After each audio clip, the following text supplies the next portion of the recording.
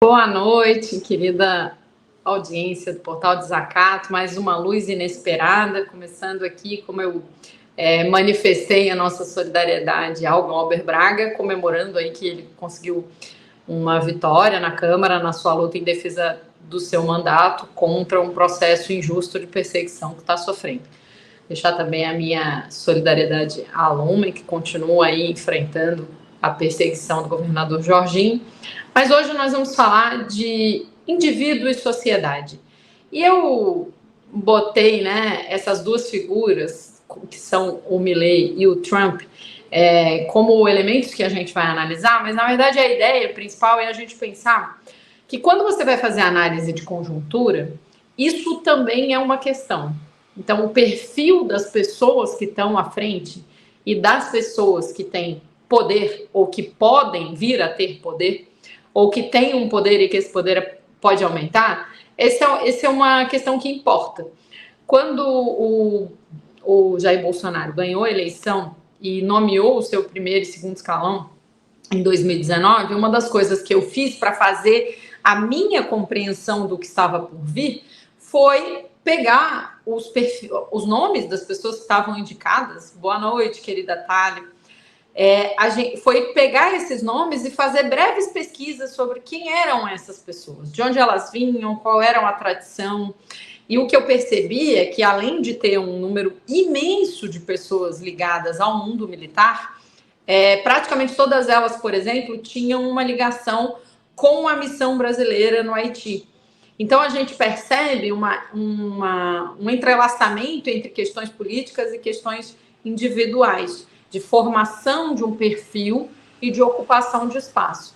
Hoje também, quando a gente vai analisar o que significa o poder das redes sociais, desses meios, que são imensas empresas privadas para gerar lucro, extrair energia da sociedade, extrair dinheiro, riqueza da sociedade, a gente percebe que o fato dos grandes empresários, das pessoas que receberam o financiamento, o aporte estratégico de investimento do Estado dos Estados Unidos para criar esse processo, que são os famosos, eles ficam conhecidos como uma figura meio geek, meio nerd, eles eram homens brancos, jovens, com problemas de relacionamento, com um perfil muito fechado, que o gosto pela tecnologia era, na verdade, uma fuga da dificuldade das relações sociais, e é bem interessante que é esse o perfil que vai determinar a estrutura das redes sociais. Então, quando a gente olha para isso, a gente olha para perfis individuais, a gente tem que entender que se esses perfis individuais ganham poder ou não, isso importa na sociedade que a gente está vivendo. E agora a gente está também ganhando um papel muito importante, que já aconteceu em outros momentos de crescimento das estruturas autoritárias do capitalismo, de fortalecimento. O autoritarismo é uma das bases do capitalismo. O capitalismo, por definição, é sempre autoritário. Mas a luta de classes, a luta da sociedade, as condições objetivas, a própria forma de reprodução do capital e, principalmente, a organização da classe produtora pode impor derrotas e limitar o autoritarismo dos super ricos, dos grandes donos do capital, dos capitalistas. Mas a gente tem idas e vindas nesse processo que vão afrouxando ou apertando mais vamos dizer assim, a manivela do autoritarismo dos capitalistas sobre a humanidade. Quando essa manivela está muito apertada, ou seja, você tem uma imensa crise do capital e você vai percebendo que o autoritarismo vai crescer, ele precisa de grandes líderes histriônicos que têm uma fama de ter muito poder e, em geral, são pessoas eivadas de contradições individuais que defendem coisas que eles não pertencem, O clássico Hitler nunca foi um ariano, que tem perfis de muita dificuldade, que se você for analisar, tem infâncias cheias de contradição, de um desenvolvimento emocional muito baixo, e tudo isso isso importa na forma como essas pessoas vão exercer o poder que lhes está sendo dado pelos capitalistas.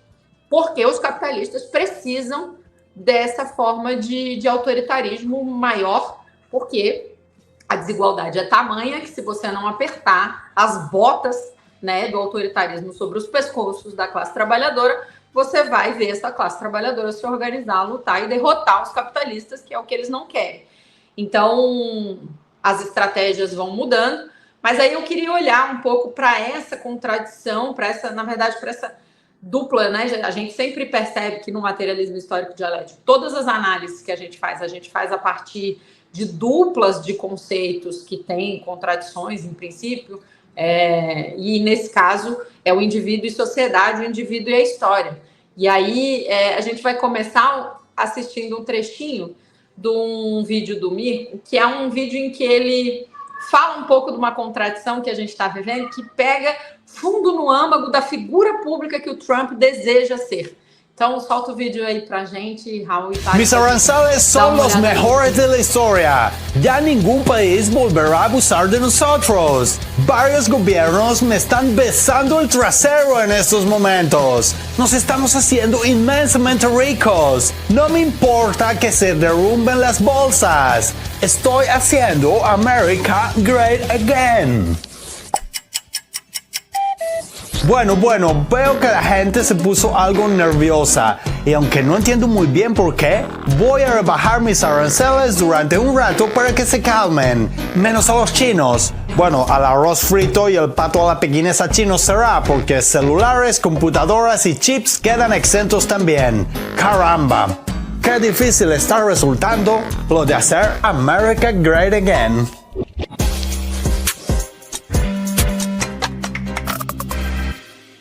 ¿Trump reculó con el tema de los aranceles? Ojo, es una pregunta compleja, llena de matices y aristas que analizar con precisión. Spoiler, sí, reculó. Allá quien quiera engañarse con que no. En cuestión de días, el presidente estadounidense pasó de lanzar aranceles contra Raimundo y todo el mundo a anunciar que el resto de gobiernos del planeta le estaban besando el trasero, sus palabras, no las nuestras, para negociar con él a finalmente reducir las tarifas, aduciendo que en la vida a veces hay que saber ser flexible. Por supuesto, tras ese giro en los acontecimientos, la opinión pública mundial se dividió entre dos posturas. Quienes piensan que la medida fue, con perdón, un recule de proporciones gigantescas y quienes opinan que en realidad se trató de una estrategia brillantemente planificada por el presidente estadounidense y su equipo. A grandes rasgos, la gran mayoría de la población mundial piensa lo primero y quienes piensan lo segundo están, casi sin excepción, dentro de la Casa Blanca. Pese a las apariencias, el recule, admitido o negado eso es indiferente, no se produjo por el derrumbe bursátil, que Trump y sus asesores esperaban y asumían que tendría lugar temporalmente, con las bolsas recuperándose pronto pese a la presión arancelaria mantenida al máximo. Notem o seguinte, a palavra central nessa discussão desse vídeo, que eu até vou dizer para vocês, vejam o vídeo inteiro depois, porque a parte do ponto de vista econômico, em que ele desvenda o motivo principal dos recuos do Trump, tá na próxima parte. Mas como hoje o objetivo da gente é olhar indivíduo e sociedade, a gente reparar o quanto para uma figura pública construída a partir de um pilar de masculinidade tóxica, porque se você olhar para o Trump é um cara que é um herdeiro, que como todo herdeiro teve todas as facilidades para ter acesso ao mundo dos negócios, que foi dono de concurso de Miss dos Estados Unidos, que fez questão sempre de aparecer, porque ele é um cara que tem muita necessidade de se afirmar, de aparecer, então entrava em séries, e ele pagava por tudo isso, né, para garantir essas participações, fosse em que série fosse em que, e aí até ele criar o próprio reality show baseado numa suposta meritocracia.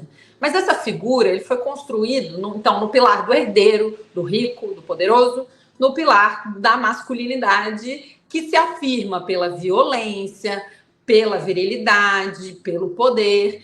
E aí, note que eu tô rindo porque isso é muito explícito, né?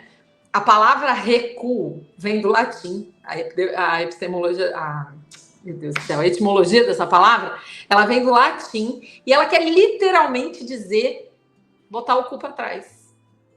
Vou usar as palavras mais bonitas que o dicionário usa, que vem do latim reculare e significa ir com o esfíncter da retaguarda para trás. E isso é a contradição com a masculinidade tóxica que ele performa. E essa performance, ela não acontece por acaso. O autoritarismo sempre teve no enfrentamento à libertação das mulheres, porque a gente já conversou aqui várias vezes, uma das bases do capital é a exploração do trabalho de produção e reprodução da força de trabalho das mulheres. E a oposição à libertação das mulheres é a afirmação do machismo, do patriarcado e da masculinidade tóxica. Então, se você olhar o problema, e é com isso que o Mico trabalha nesse vídeo, ele está enfatizando muito a palavra recuo, porque recuo é literalmente enfraquecer a imagem da masculinidade viril que ele tanto quer afirmar. Tanto do ponto de vista do significado que isso tem, como do ponto de vista direto, né, e etimológico, como do ponto de vista da construção dessa imagem do homem forte que manda e desmanda e todo mundo obedece e estão beijando a minha bunda. E daí, olha, isso é bastante representativo, esses homens que se sentem muito poderosos, Hitler, Mussolini, Trump, Milley, Bolsonaro, todos eles falam do cu o tempo inteiro, né? Eles têm uma questão com isso, porque eles ficam negando os instintos deles, questões fisiológicas, eles vivem um enfrentamento muito grande com isso internamente. Tá, Elenira, mas o que isso tem a ver com a análise que a gente vai fazer para a sociedade? Então, mas isso não é um ponto fora da curva, isso é um padrão. Você tem sempre todos esses homens que ocupam esse lugar de ser a liderança que representa a imposição do autoritarismo supostamente salvador, né? Eles precisam ser um espelho da imagem dos homens que estão na base da sociedade, da classe trabalhadora e que não conseguem se afirmar nesse mundo da masculinidade e da virilidade porque se sentem sem poder, porque não tem uma boa mulher para expor da prateleira do amor, porque não tem sucesso financeiro, porque não conseguem exibir virilidade, porque não conseguem ter corpos que eles acham que performem essa virilidade, precisam se identificar com homens como esses, que supostamente exalam essa masculinidade que a maioria dos homens da base da classe trabalhadora não conseguem, para dizer para eles, se vocês me seguirem, eu vou dar isso para vocês todos. E aí a gente tem um movimento na sociedade de construção de um processo autoritário que sempre tem à sua frente um homem assim muito autoritário. Aí alguém pode dizer, mas tem eu e a minha memória, a mulher lá da Itália, a primeira-ministra da Itália, ou a Ana Carolina Campagnolo, ou, né, a moça do Arco, essas pessoas que vão fazendo Carla Zambelli, que vão fazendo esse papel. Sim, sempre existem mulheres que assumem, a própria Michelle Bolsonaro, que assumem um papel de as mulheres que vão afirmar a masculinidade desses homens e que vão estar ali para servir de trampolim para ela. Mas o autoritarismo, em geral, vai estar associado a essa postura desses homens. Ou existe um outro tipo, né, de mulheres como a Margaret Thatcher ou a Condoleezza Rice, que vão tentar ser o homem nesse lugar, mesmo sendo mulheres, né? Então também vão tentar afirmar ser mão de ferro e tentar reproduzir toda a performance dos homens. E aí a gente precisa entender o seguinte: os homens, aliás, os indivíduos, a forma como os indivíduos são, a forma como a psique deles é construída, obrigada, Giorgia Meloni, eu esqueço os nomes todos, a forma como essas pessoas assumem e têm a própria identidade, vai sim ter determinações sobre o que eles vão fazer quando eles adquirirem poder. E eu encontrei, até numa besteira de um vídeo desses de internet, uma definição de poder que eu achei a melhor de todas. Poder é a capacidade que um tem de mudar a vida do outro. Então, esses homens, o Milley e o Trump, ganharam essa capacidade de mudar a vida do mundo, né? E a gente tem visto o Milei, quando ele vai se exibir, ele tem que ter essa coisa da motosserra, né? Que é para exibir mais essa masculinidade, o símbolo fálico, a virilidade, a força. Apesar dele ser um homem do ponto de vista, né? De você pensar numa pessoa atlética, tanto o Milei quanto o Bolsonaro, o Trump, eles são patéticos, eles são fracos, eles não têm força, né? Eles ficam se exibindo, um tentando refletir o outro, eles ficam fazendo exibições dessa masculinidade para afirmar o que eles obviamente não são. Mas isso acontecia com Hitler também, que era um homem que afirmava tal da postura ariana, mas se você fosse olhar, ele era um homem baixinho, um pouco careca, ele não tinha nenhum traço, não tinha os olhos azuis, enfim, ele não performava aquela força que ele supostamente valorizava. Mas esse ridículo e essa contradição entre a performance e o discurso também é um elemento que vai ser usado, porque esses homens da base da classe trabalhadora, apesar deles quererem e precisarem, porque estão com a psique destruída, porque não tem dinheiro, porque não tem capacidade de se afirmar nesse concurso da masculinidade, eles precisam de um espelho. Esse espelho não pode ser a virilidade de verdade entre muitas aspas, não existe, mas eu digo, sei lá, o Arnold Schwarzenegger, né, um homem que realmente é fortão, todo musculoso, e que tem essa cara de quem vai, né, conseguir levantar a terra, ou um deus grego, sei lá, ou um deus africano, porque se eles fossem esse espelho, os homens de verdade não conseguiriam se identificar tanto com eles. Bom, nós vamos fazer aquele clássico intervalo e daqui a pouco a gente vai continuar discutindo a importância da análise do conhecimento do perfil das pessoas para poder compreender o movimento da sociedade. Até já. Este programa é apresentado graças aos nossos apoiadores culturais. Sintraceb, FESESC, Sind Saúde Santa Catarina, Sinjusc, Sinergia, Sintracem, Sinasef, Seção Sindical IPSC, Sindprev Santa Catarina, Sintesp, Stiel. Seja um apoiador cultural. Ligue para 499-8808-5438.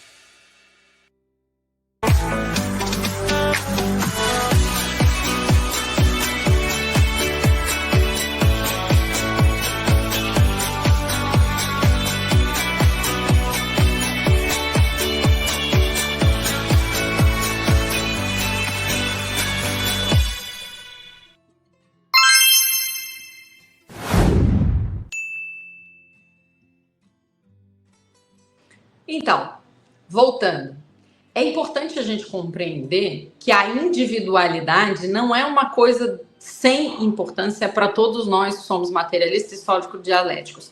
Nem no processo de análise, compreensão e afirmação da nossa classe nesta sociedade, nem quando a gente for construir uma nova sociedade e um ser humano novo, né?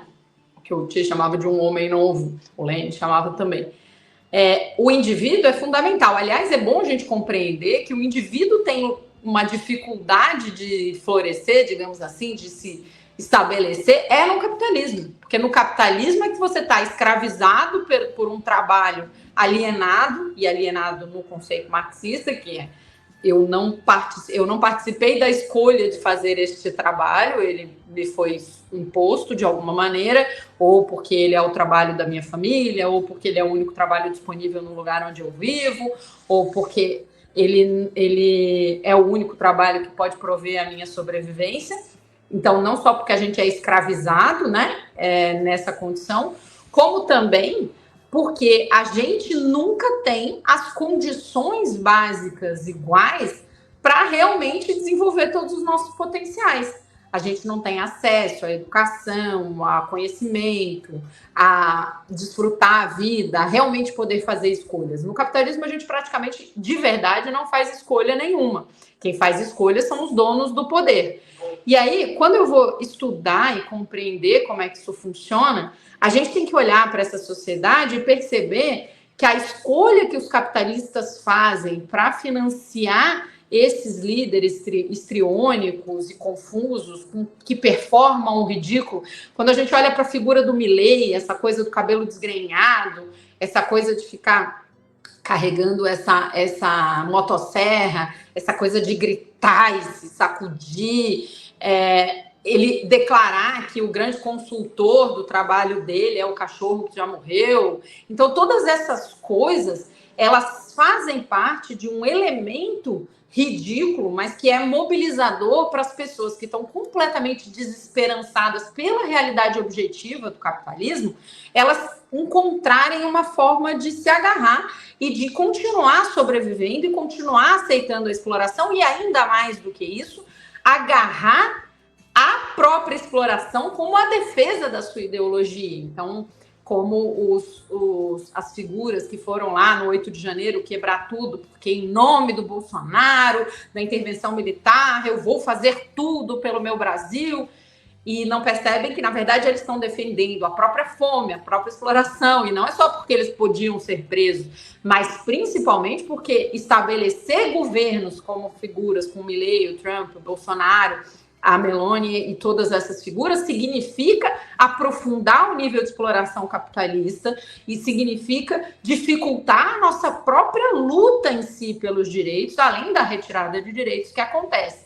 Então, a gente precisa olhar para os grandes líderes, né, e perceber. E, no fim das contas, tudo isso que eu estou dizendo tem a ver com o seguinte: a gente não pode nem subestimar essas figuras, a gente não pode tratar eles como se eles fossem burros, incultos, ainda que eles sejam, isso não é a questão.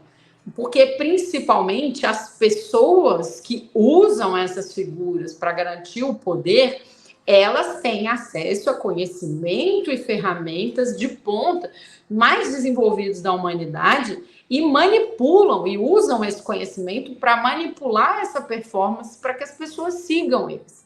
Uma outra coisa que eu acho que é fundamental quando a gente pensa na relação do indivíduo com a sociedade é a gente perceber que também quando as minorias lutam por representatividade, a gente também está lutando por perfis de indivíduos que, tendo vidas específicas, com contato com diversas realidades, elas no exercício de uma função pública, elas vão ter outra perspectiva de fazê-lo. Um exemplo, acho que hoje absolutamente incontestável disso é o Xi Jinping. Né? O Xi Jinping é um cara que nasceu até de classe média, mas ele foi obrigado a viver no campo e ele tem uma convivência com a vida no campo na China que é absolutamente determinante para o projeto que ele acaba implantando na China. Eu estava essa semana conversando em várias situações com pessoas, mulheres que fizeram a mamografia. Eu sei que eu estou indo, e isso é uma coisa típica da gente, né? A gente vai do geral para o particular, para o singular. Eu fiz mamografia não faz muito tempo, e aí vi uma atriz chamada Carolina Bach falando quando ela fez mamografia, e aí a gente vai perceber, e hoje eu fui olhar que todas as pessoas que participaram do desenvolvimento da existência de estudos de mamografia são homens. E aí, claro, que essa é uma máquina feita por homens para vasculhar no corpo das mulheres. Eu não estou dizendo que eles fazem isso com maldade ou com bondade, não é um conceito moral. Mas o que eu estou dizendo a gente tem elementos sociais em que aquele indivíduo nunca teve um seio, não tem a menor ideia de como é fazer e ter e lidar com ele, e aí ele vai desenvolver um equipamento que vai ficar determinante sobre a vida das mulheres. Um outro aspecto que é muito importante por que essas figuras, como o Milei, o Trump, o Bolsonaro, eles florescem nesses momentos? O primeiro motivo eu já dei, é uma necessidade do capitalismo. Mas tem um segundo motivo, que é uma semente que só germina num certo tipo de terreno. A gente pode olhar para a figura do Bolsonaro, por exemplo, e ele passou quase 30 anos entre a Câmara de Vereadores e a Câmara de Deputados, vivendo ali numa irrelevância absoluta, né? Ninguém dava bola para o que o Bolsonaro fazia. Ele era já esse ridículo, ele já tinha esse perfil patético, né? E as pessoas riam e tratavam ele como patético, mas em nenhum momento isso parecia representar nenhum tipo de perigo e nenhum tipo de alguma coisa que fosse ganhar espaço. E quando o solo, entre muitas aspas, certo, se demonstra que é a condição da realidade objetiva, em que você tem essa crise do capitalismo, o avanço dos direitos das mulheres, quando você tem o avanço dos direitos das pessoas mais pobres, mesmo que temporário e frágil, como são políticas como Bolsa Família, valorização do salário mínimo, mas que para elas fazem uma diferença muito grande. Ao mesmo tempo que você tem crises do capitalismo que vão interrompendo ou afetando esses processos, ao mesmo tempo que você tem um limitante objetivo, que é você insere essas pessoas na sociedade de consumo, mas não consegue dar a elas a oportunidade de consumir sempre, porque o consumo é um vício. E aí, na medida em que você tem uma crise de abstinência, porque você consegue consumir até aqui, mas não consegue consumir a próxima etapa, o próximo bem, você abre um espaço para que essas figuras com esse perfil cumpram o papel que lhes é designado pelos capitalistas de aumentar a força do autoritarismo. E aí eu vou fechando a nossa conversa dizendo o seguinte: a gente tem que olhar, sim, para quem são os indivíduos que estão se propondo.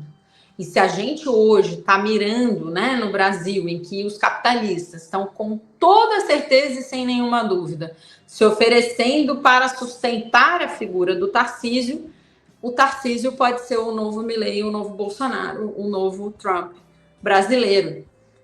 Ah, mas ele não é tão histriônico. Sim, ele está mantendo, se vocês perceberem, e sob muito controle, porque alguém que vai para a Bolsa de Valores e quebra o martelo naquele jeito, que faz aumentar em 120% os assassinatos de crianças no estado de São Paulo, que está atuando de uma maneira brutal para destruir de cima a baixo e não deixar pedra sobre pedra o sistema educacional do estado de São Paulo, que está atuando para privatizar tudo que está pela frente, que está atuando para conquistar esses, entre muitas aspas, pobres coitados, né, que estão aí. Ele tem um perfil muito preocupante.